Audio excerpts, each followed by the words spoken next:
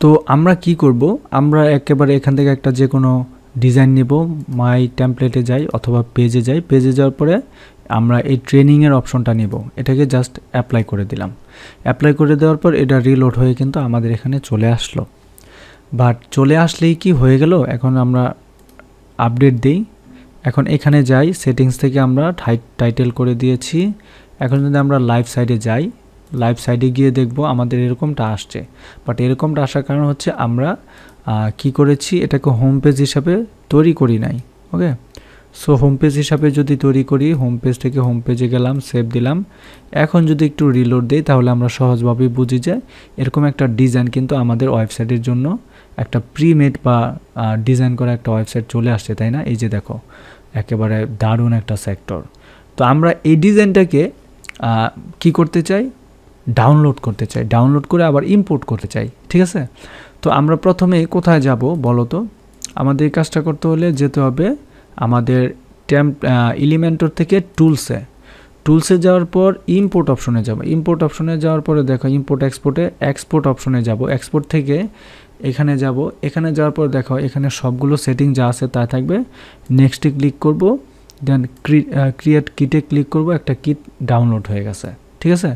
এখন এই কিটটাই আমরা কি করব, আমাদের ওয়েবসাইটে আবার দিব বলতে আমরা এখন এটাকে রিমুভ করে দিই, এটা আমাদের প্রয়োজন নাই আপাতত। ওকে, তো এটা যদি প্রয়োজন না হয় তাহলে আমরা কি করব, এখন ডান। এখন আমরা আমাদের লাইভ সাইটে যাই, গিয়ে দেখব ডিজাইন নাই, তাই না? এখন আমরা সেম ওয়েতে আবার কোথায় আসবো বলো তো? সেম ওয়েতে আমরা আবার সেই টুলসে যাব, টুলস থেকে ইম্পোর্টে যাব। এখন এখানে গিয়ে ইম্পোর্ট অপশনে কিটে যাব, স্টার্ট নাও। সিলেক্টে গিয়ে আমরা ওই যে একটু আগে যেটা ডাউনলোড করছি ওই জিপ ফাইলটা আমরা এখানে দেখব। এই যে এটা 2টা, এটা জাস্ট এখানে ছেড়ে দিলাম। এখানে যা যা ইনফরমেশন আছে, অর্থাৎ এতক্ষণ আমরা যা ডিজাইন ডাউনলোড দিছি, এটা নেক্সটে দিব।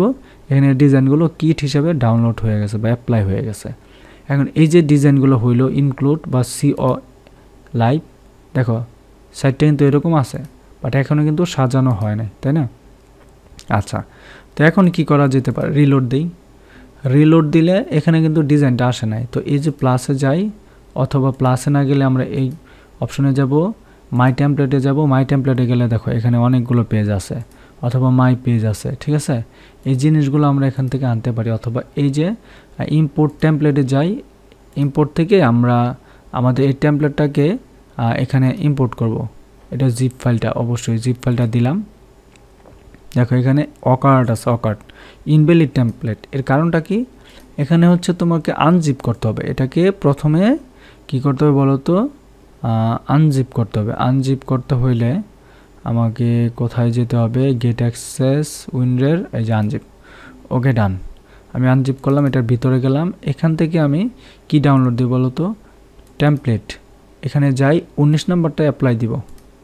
দেখো 19 নাম্বার টেমপ্লেটটা এখানে অ্যাপ্লাই হওয়ার কথা, রিকোয়েস্ট টেমপ্লেট ইনভ্যালিড। কারণ কি, এটা হচ্ছে না। এটা না হওয়ার কারণ হচ্ছে আমরা ডিজাইনটাকে এমপ্লয় করছি। ওকে, থ্যাংক ইউ সো মাচ, বুঝতে পেরেছ? অর্থাৎ এইভাবেই কিন্তু আমরা জিনিসগুলোকে আমাদের মতো করে ডিজাইন করে নিয়ে আসতে পারি, ডিজাইনগুলো ডাউনলোড দিতে পারি, আপলোড দিতে পারি।